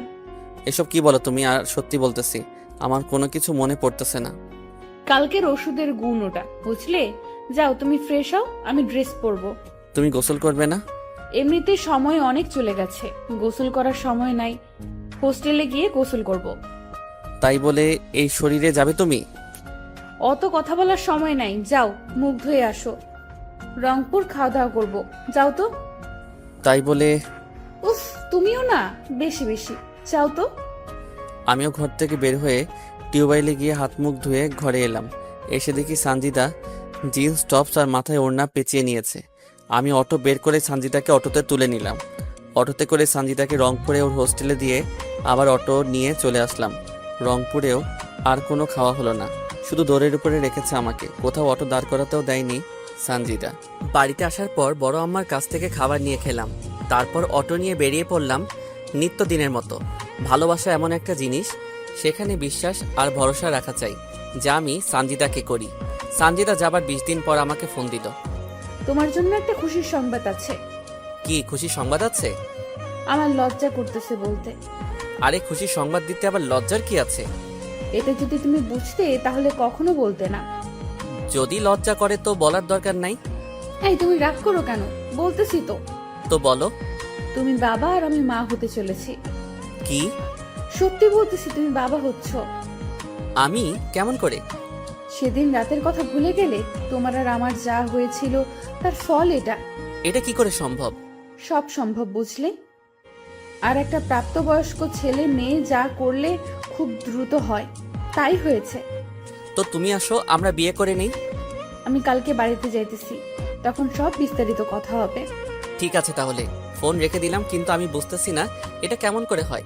আমার তো মনেই হচ্ছে না সানজিদার সাথে আমার খারাপ কোনো সম্পর্ক হয়েছে। যদি সানজিদা অন্য কারোর সাথে এমন করে প্রেগনেন্ট হয়, তার দায়ভার আমার উপর চাপিয়ে দেয়। ছি ছি, এসব আমি কি ভাবতেছি? সানজিদা এমন কোনো কাজ করবে না, কারণ সানজিদা আমাকে ভালোবাসে, অন্য কাউকে না।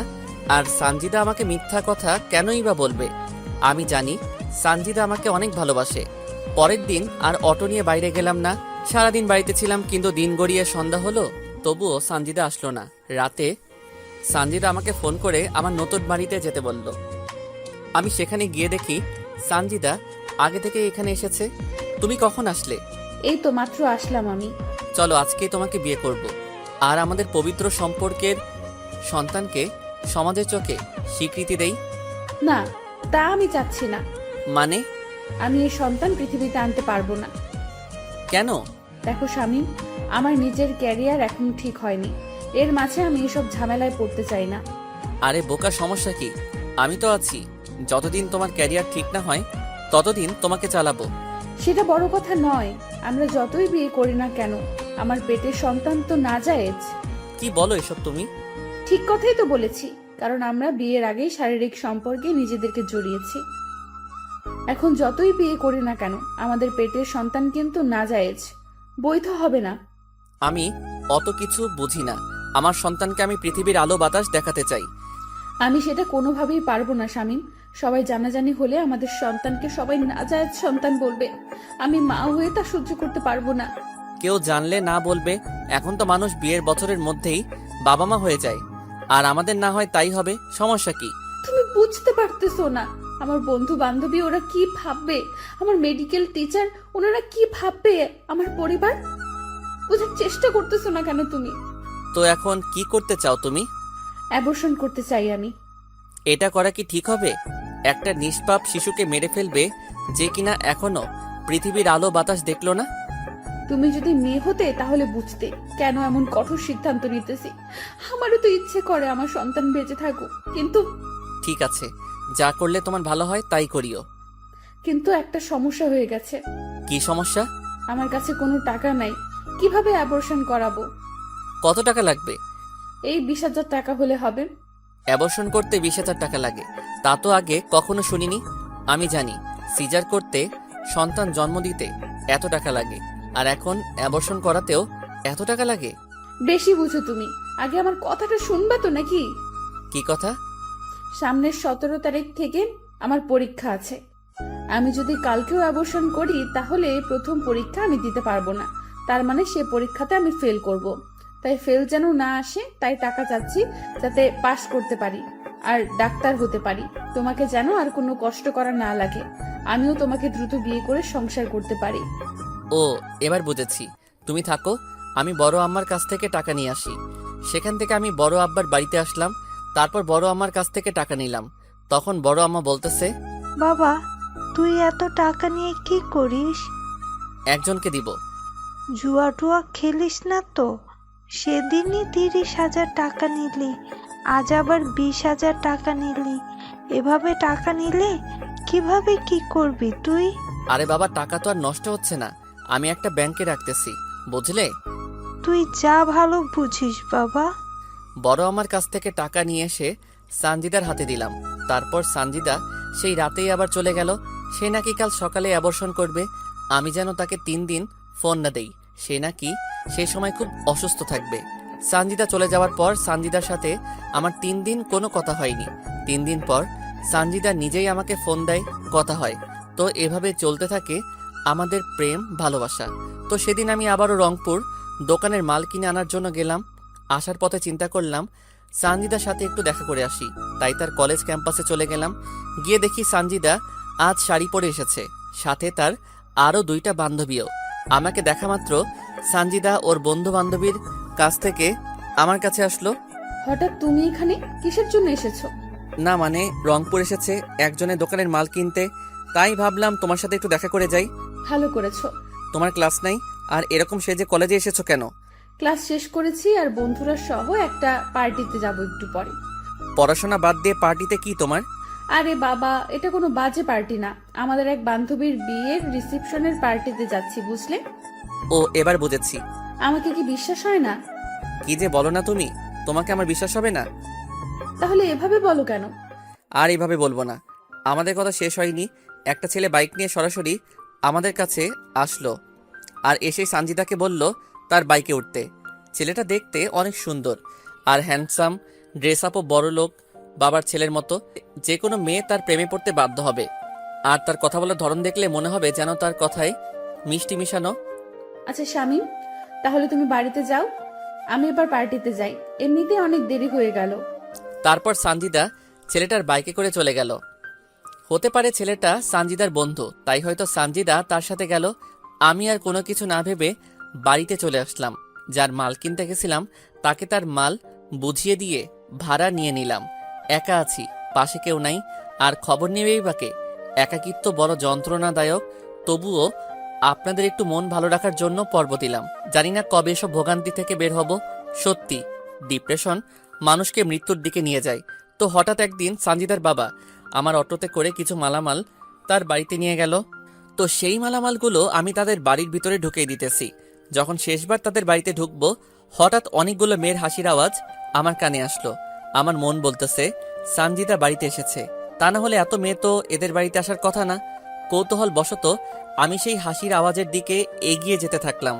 তখনও আমার কাঁধে সানজিদার বাবার কেনা চাউলের বস্তা। তখন আমি উকি মেরে দেখতে থাকলাম সানজিদা আছে কিনা। আমি উকি দিয়ে দেখি সানজিদা একটা ছেলেকে জড়িয়ে ধরে আছে, আর ছেলেটা কেউ নয়, সেদিনের বাইকের ছেলেটা। এবং তার বান্ধবীরা নানা রকম কথা বলতেছে। তোর সাথে রাপি ভাইয়াকে সেই মানিয়েছে। দেখতে হবে না পছন্দটা কার। তো ভাইয়ার সাথে কি বিয়ে দেবে তোর বাবা? আরে দিবে না কেন, তাছাড়া আপু আছে না। আপু কি করবে আবার? এ তো আপুর দেবর, বুঝলি? শালিকারা, তোমরা কোনো চিন্তা করো না, আমরা তার সবকিছু প্ল্যান সাজিয়ে রেখেছি। কি প্ল্যান ভাইয়া? আরে, আমরা কোর্ট ম্যারেজ করে রাখবো, পরে না মেনে নিলে আমরা পালিয়ে যাব। আর সানজিদা তো ডাক্তারি পড়ছেই, আমাদের কোনো সমস্যা হবে না। এর মাঝে সানজিদার রাব্বিকে ডাক দিলে রাব্বি সেখান থেকে চলে যায়।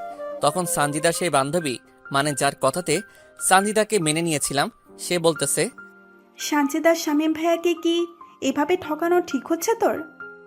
দেখ সৌরভী, ঠিক না ভুল তা জানি না, তবে আমার রাব্বিকে চাই। তাছাড়া আদ্রিয়ান আমাকে ধোকা দেওয়ার পর এই রাব্বি আমাকে সঙ্গ দিয়েছে। আর শামীম ভাই? ওটা ছিল মাত্র একটা সাপোর্ট, কারণটা হলো আদ্রিয়ানের সাথে আমার ফোনে ঘন্টার পর ঘন্টা কথা বলার অভ্যাস ছিল, তাই সেই ঘাটতিটা শামীমকে দিয়ে পূরণ করেছি।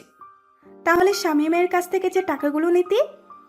বাবা যে টাকাগুলো দিত বন্ধু বান্ধবীদের সাথে ঘুরে ফিরে করে পার্টি করা ইত্যাদি করতেই শেষ হয়ে যায়, তাই তো ওই বলদটাকে ব্যবহার করেছি। তবে বলদটার টাকা দিয়ে আমার অনেক উপকার হয়েছে। মানে? দেখ, তোরা তো আমার বান্ধবী, আর তোরা তো আমার সব কথাই জানিস, তাই এসবও জেনে রাখ। শামীমের টাকা দিয়ে আমি পড়াশোনা যা লাগে তা ব্যবহার করছি, আর রাব্বির সাথে রুম ডেট করতে ব্যয় করছি। তবে রাব্বিও আমাকে টাকা দেয়, কিন্তু তেমন দিতে পারে না, কারণ সেও পড়াশোনা করে। তখন তার একটা বান্ধবী বলতেছে, কিভাবে প্রেগনেন্ট হলি, কিভাবে শামীমের কাছ থেকে টাকা নিলি, অ্যাপ্রেশন করালি, তা খুলে বল। কি, তুই আবারও প্রেগনেন্ট হয়েছিলি? চুপ, আসতে বল, কেউ শুনতে পারবে। তাহলে এবার রাব্বির সাথেও রুম ডেট করে তুই প্রেগনেন্ট হয়েছিলি? হ্যাঁ, হয়েছিলাম। যদি আদ্রিয়ানের মতো রাব্বিও তোকে ছেড়ে চলে যায়? যাবে না, কারণ সে আমাকে আদ্রিয়ানের মতো ভালোবাসে না, বুঝলি? আর আমরা কয়েকদিনের মধ্যেই বিয়ে করতেছি, কোর্টের মাধ্যমে। আমি সানজিদার কথা শুনে নিজেকে বিশ্বাস করতে পারতেছি না। আমি কাকে বিশ্বাস করেছি? কোনো শত্রু তো এমন বেইমানি করে না, আর তাকে তো কোনো স্বার্থে ভালোবাসি নাই আমি। তখন আবারও বলা শুরু করলো, তো কি এসব করলি তুই বলতো? আদ্রিয়ান যখন আমাকে ধোকা দিল, তখন আমি অনেকটা আপসেট হয়ে পড়ি। আমার হাতে তেমন টাকা বা অন্য কেউ ছিল না, আর আমি তখন শামীমের সাথে সব যোগাযোগ বন্ধ করে দেই। তারপর কি হলো? তোদের সামনে সুইসাইডের নাটক করি, যাতে তোরা আমাকে আবারও শামীমের কাছে অবধি পৌঁছে দিতে পারিস। তাই তুই আমাদেরকে ব্যবহার করলি? ঠিক তাই। তারপর কি কি করলি তুই? তারপর তো শামীমকে রাজি করালাম। আমার সে সময় টাইম পাসের কেউ ছিল না, প্লাস টাকারও প্রয়োজন ছিল আমার। শামীমের সাথে কথা বলতে বলতে হঠাৎ আমার রাব্বির কথা মনে পড়ে যায়। রাব্বির কথা কেন? আরে বলতেছি তো, আমার আপুর যখন বিয়ে হয় সেই সময় রাব্বি আমাকে প্রপোজ করে, আর আমি তাকে ঝুলিয়ে রাখি। আদ্রিয়ান আমাকে ছেড়ে দেওয়ার পর আমি রাব্বির সাথে যোগাযোগ করি, আর রাব্বিও রাজি হয়ে যায়, কিন্তু আমার তেমন একটা কথা বলতো না, তাই আমি রাব্বির সাথে প্রেম আর শামীমের সাথে অভিনয় করি। আর তুই প্রেগনেন্ট হলি কি করে? রাব্বি তো পড়াশোনা নিয়ে ব্যস্ত থাকে, আর দেখতে অনেক সুন্দর, বাবার টাকা পয়সা গাড়ি বাড়ি আছে, আর রাব্বির সাথে অনেক মেয়ের সুসম্পর্ক, তাই আমি রাব্বিকে নানা রকম অজুহাত দেখিয়ে রাজি করাই। কিন্তু তখন সে হোটেলে রুম ভাড়া নিবে, টাকা নাই, তাই বুদ্ধি করে শামীমের কাছ থেকে টাকা নিই, আর শামীমকে বলি আমি 5 দিনের জন্য কক্সবাজার যাচ্ছি পড়াশোনার জন্য। সেখানে গিয়ে আমি আর রাব্বি রুম ডেট করি, আর আমাদের সেই সময়কার কিছু ভিডিও আর পিক তুলে রাখি, যাতে রাব্বি আমাকে ছেড়ে না যায়। একেই বলে ধোকা খেলে অন্যকে কিভাবে ধোকা দিতে হয়। তারপর কি করলি? সেখান থেকে রংপুর আসার কিছুদিন পর জানতে পারি আমি আবারও প্রেগনেন্ট। তাই বুদ্ধি করে বাড়িতে চলে আসি, আর শামীমের সাথে এমন ভাবে মিশি যেন সে আমাকে কাছে পাওয়ার জন্য পাগল হয়। কিন্তু শালা বোকা, কিছু কাজের না, তাই আমি তার সাথে শারীরিক সম্পর্ক করার জন্য বলি। পরে রাজি হলে তাকে ঘুমের ওষুধ খাওয়াই, আর সে কিছু জানে না। পরে কি হলো? পরে তাকে ফোন করে বলি আমি প্রেগনেন্ট আর সে বাবা হতে যাচ্ছে। সে শুনে তো খুশিতে পাগল হবার অবস্থা।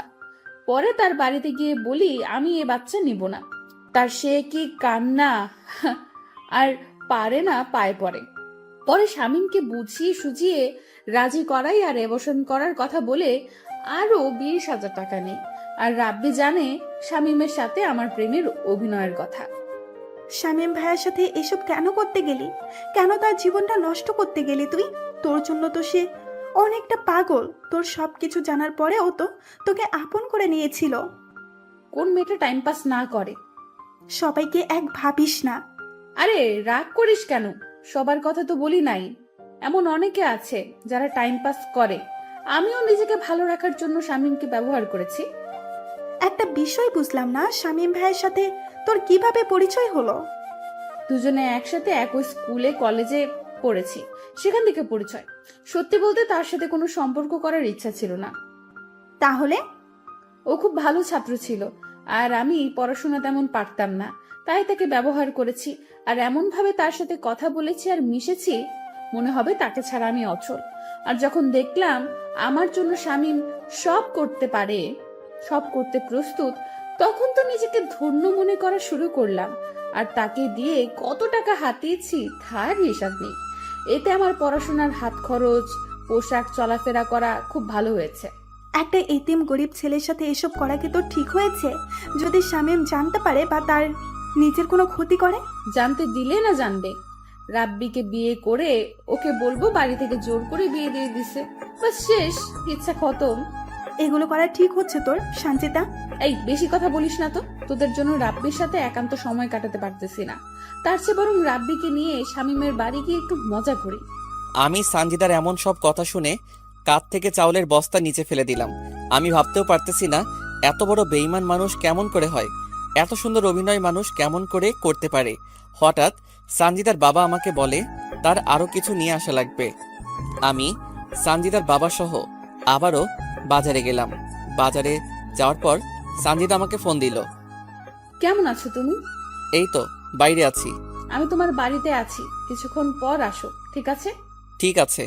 তারপর সানজিদার বাবা আরো কি কি যেন কিনলো, সেখানে আরো সময় ব্যয় হলো। সেগুলো নিয়ে তার বাড়িতে দিয়ে আমি আমার নিজের বাড়িতে গেলাম। বাড়ির ভিতর ঢুকে দেখি দরজা খোলা। আমি একটু এগিয়ে গিয়ে দেখি রাব্বির ছেলেটা সহ সানজিদা শারীরিক সম্পর্ক করতেছে। এবার আর নিজেকে ধরে রাখতে পারলাম না। এবার সানজিদাকে উচিত শিক্ষা দিতে হবে আমার। রাব্বির সাথে যৌনতা শেষ হলে রাব্বি সানজিদাকে বলতেছে, বললে না তো এটা কার বাড়ি?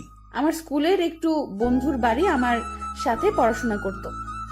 এবার তুমি যাও, ও এসে এভাবে তোমার সাথে দেখলে সমস্যা হবে। তারপর রাব্বি ঘর থেকে বের হলো। আমি আড়ালে চলে গেলাম আর সানজিদা মাটিতে পড়ে থাকা কাপড় তুলে পড়তে লাগলো। আমি সেই সময় ঘরে ঢুকলাম। আমাকে আচমকা দেখে সানজিদা ঘাবড়ে গেল আর ঘামতে লাগলো। বর্তমান চারিদিকে তাকিয়ে দেখি সব কয়েদি, জেলার মৎস্য অফিসার, শিক্ষা অফিসার, সবার চোখে পানি, শুধু জজের চোখে পানি নাই। মেয়েটাকে তুমি মেরেছো? ঠিক কাজ করেছো তুমি। এমন বেঈমান মেয়ের বেঁচে থাকার কোনো কারণ আমি দেখি না। বলো না কিভাবে মারলে তাকে? তাহলে শুনুন অতীত। আরে এই শীতের মধ্যে তুমি এভাবে ঘামতেছো কেন? কই ঘামতেছি আমি? এই দেখো তোমার কপালে ঘাম। সানজিদা সাথে সাথে আমাকে জড়িয়ে ধরলো। আমিও এই সুযোগে সানজিদাকে বিছানায় ফেলে দিলাম আর ওর ওড়না বুক থেকে নিয়ে ছিঁড়ে দুই ভাগ করলাম। এক অংশ দিয়ে ওর দু হাত বাঁধলাম আর এক অংশ দিয়ে ওর দু পা বাঁধলাম। তারপর অন্য ঘর থেকে রশি এনে দুই হাত দুই দিকে ছড়িয়ে খাটের সাথে বাঁধলাম আর দুই পা দুই দিকে দিয়ে বেঁধে ফেললাম। এই তুমি আমাকে এভাবে বাঁধলে কেন? আর আমার ওড়নাই বা কেন ছিঁড়ে ফেললে? জানেমান সেদিন রাতে কি করেছি তা আমার মনে নাই, কিন্তু সেদিন রাতের মনে না থাকা কাজটা আজ করব। তাই বলে এইভাবে বেঁধে কেউ এসব কাজ করে? আমি তোমার প্রেমিকদের মতো করে ওসব করব না, একটু অন্যরকম ভাবে করব। ঘর থেকে বের হয়ে রান্নাঘরে গিয়ে একটা রামদা লবণ আর শুকনা মরিচের গুঁড়া নিয়ে আসলাম। এসব কেন নিয়ে আসলে তুমি? চুপ কর, তোর জন্য আজ আমার করুণ অবস্থা। এই তোর কি ক্ষতি করেছি আমি? কেন আমার সাথে বেইমানি করলি তুই? মানে? তুই যদি আমাকে ভালো না বাসবি তাহলে কেন এমন অভিনয় করলি তুই আমার সাথে? তোর যদি অন্য ছেলেকে ভালো লেগে থাকে তাহলে কেন আমাকে তোর জীবনে জড়ালি? এসব কি বলো তুমি? আমি তখন তার বাড়ির সব কথা বলে দিলাম। এসব শুনে সানজিদা ভয় পেয়ে গেল। জানেমান যত কষ্ট আমাকে দিয়েছিস তার চেয়ে হাজার গুণ কষ্ট তোকে দিব আমি। কি করবে তুমি? তুই শুধু দেখো আর চিৎকার করো। আর কোনো কিছু বললাম না। আমি বিছানায় উঠে ওর গায়ের সব কাপড় খুলে ফেললাম। তারপর রামদা দিয়ে ওর স্তন কেটে ফেললাম। সাথে সাথে সানজিদা বিলাপ করে কাঁদতে থাকলো। আমি এবার লবণ আর মরিচের গুঁড়া সেখানে দিয়ে দিলাম। তারপর তার হাত কাটলাম, মানে শরীর থেকে আলাদা করে দিলাম। তারপর তার যৌনাঙ্গে রাম দিয়ে 3-4টা কোপ দিলাম। গলা কাটা মুরগির মতো ছটফট করতে থাকলো। সেখানেও লবণ আর মরিচের গুঁড়া দিয়ে দিলাম। আমার খুব কষ্ট হচ্ছে, তার চেয়ে আমাকে একেবারে মেরে ফেলো, আমি আর সহ্য করতে পারতেছি না। ঠিক এই রকম ঝড় আমার বুকে হচ্ছে। তোর জন্য কি করি নাই? তোর জন্য নিজের ক্যারিয়ার, সংসার নষ্ট করেছি। তোর জন্য নিজেকে শেষ করে ফেলেছি। এইটুকু স্বার্থ নিয়ে তো তোকে ভালোবাসি নাই, এমনকি তোর শরীরটাকেও না। তাহলে কেন আমার সাথে এত বড় প্রতারণা করলি? তুই ভালো করে জানিস তোকে কতটা ভালোবাসি। তোকে পাবার জন্য আমি কি কি না করেছি। সেই ছোটবেলা থেকে তোর সব চাহিদা আমি পূরণ করেছি। তার বিনিময়ে কি দিয়েছিস আমাকে? আমাকে মেরে ফেলো, আমি আর সহ্য করতে পারতেছি না। এমন যন্ত্রণা আমার কখনো হয়নি। এই চুপ, কোনো কথা বলিস না। তোর না শরীরের উত্তেজনা বেশি, তা আরো বাড়িয়ে দিব আমি। কিন্তু না, সানজিদা চিৎকার করতেছে, এত জোরে চিৎকার করতেছে যে আশেপাশের মানুষ শুনতে পাওয়ার অবস্থা। তাই আমি রামদা দিয়ে ওর জিভটা কেটে সেখানেও লবণ আর শুকনা মরিচের গুঁড়া দিলাম। মনে আছে তুই বলেছিলি না আমার বুকে মাথা রেখে তুই ঘুমাবি? আয়, তোকে আজ ঘুম পাড়িয়ে দেই। তার আগে বলতো আদ্রিয়ান আর রাব্বি তোকে কোথায় কোথায় স্পর্শ করেছে? ও তুই তো বলতে পারবি না। তার আমি রামদা দিয়ে সেসব জায়গা কেটে দিয়ে তোকে পবিত্র করে আমার বুকে রেখে তোকে ঘুম পাড়িয়ে দেই। তারপর রামদা দিয়ে তার কপাল থেকে পা পর্যন্ত এমনভাবে কেটেছি যা বাংলাদেশের ইতিহাসে এমন করে কাউকে মেরেছে কিনা জানি না। আমি এবার সানজিদার দুপা কেটে ফেললাম। তখন অবধি সানজিদার দেহে প্রাণ ছিল। শেষে সানজিদার পেটে কয়েকটা কোপ দেই আর সাথে সাথে সানজিদাকে আমার বুকে জড়িয়ে ধরি আর সেখানে সে শেষ নিঃশ্বাস ত্যাগ করে। সানজিদাকে এত যন্ত্রণা দিয়ে মেরেছি যা ভাষায় বলে বোঝাতে পারবো না। তাকে তো আমি ভালোবাসতাম, আমাকে বললে তো তার জীবন থেকে সরে যেতাম। কেন সে বারবার আমার সাথে ছলনা করলো? কেন বেঈমানি করলো সে? আমি তো কোনো স্বার্থ নিয়ে তাকে ভালোবাসি নাই। অনেকক্ষণ সানজিদার দিকে চেয়েছিলাম, তারপর নিজেই 999 কল দিয়ে বলি আর কিশোরগঞ্জ থানা থেকে পুলিশ এসে এসব দেখে ভয় পায়, তারপর আমাকে নিয়ে থানায় যায়।